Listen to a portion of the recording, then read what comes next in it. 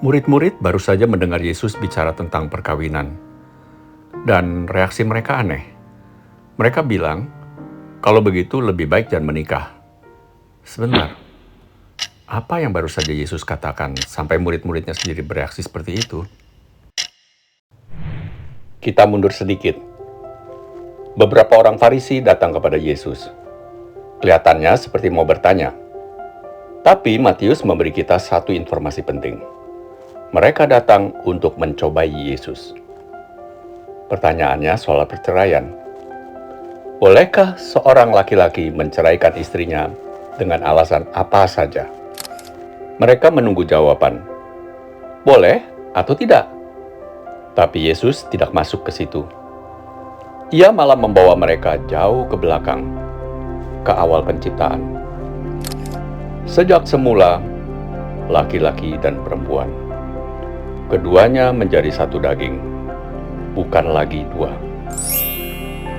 Lalu Yesus berkata, apa yang telah dipersatukan Allah tidak boleh diceraikan manusia. Perhatikan ya, mereka bertanya, kapan kami boleh memisahkan? Tapi Yesus membawa mereka ke pertanyaan lain. Siapa yang mempersatukan? Dan jawabannya, Allah. Tapi orang Farisi belum mau kalah. Mereka masih punya satu keberatan yang kuat. Musa. Kalau begitu, kenapa Musa memerintahkan untuk memberikan surat cerai? Tunggu. Ada satu kata di sini yang penting. Mereka bilang memerintahkan. Dan mungkin cara berpikir ini tidak terlalu jauh dari kita.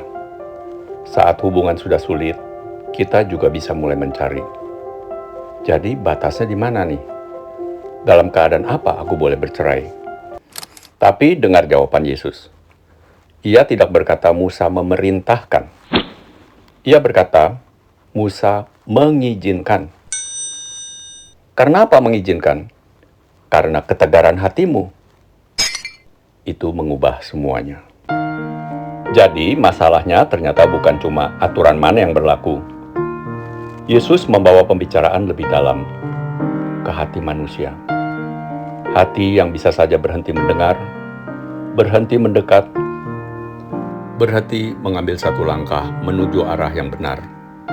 Lalu Yesus berkata, sejak semula tidaklah demikian. Nah, sekarang kita kembali ke murid-murid tadi. Setelah mendengar semuanya, mereka berkata, kalau begitu lebih baik jangan menikah. Sekarang kita mulai mengerti kenapa. Mereka menangkap konsekuensinya. Kalau dua benar-benar menjadi satu, kalau Allah sendiri yang mempersatukan, perkawinan ternyata bukanlah komitmen kecil. Bukan sesuatu yang kita pegang hanya selama semuanya masih mudah. Ada pemberian diri di dalamnya.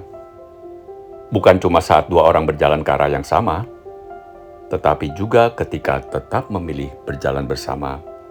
Saat itu tidak lagi mudah. Dan di titik ini kita mungkin berharap Yesus berkata, tenang, maksudku tidak seberat itu.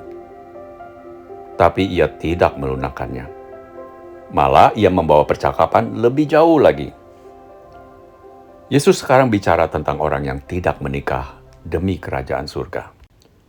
Jadi lihat, kemana percakapan ini akhirnya sampai? Awalnya orang bertanya, kapan aku boleh meninggalkan?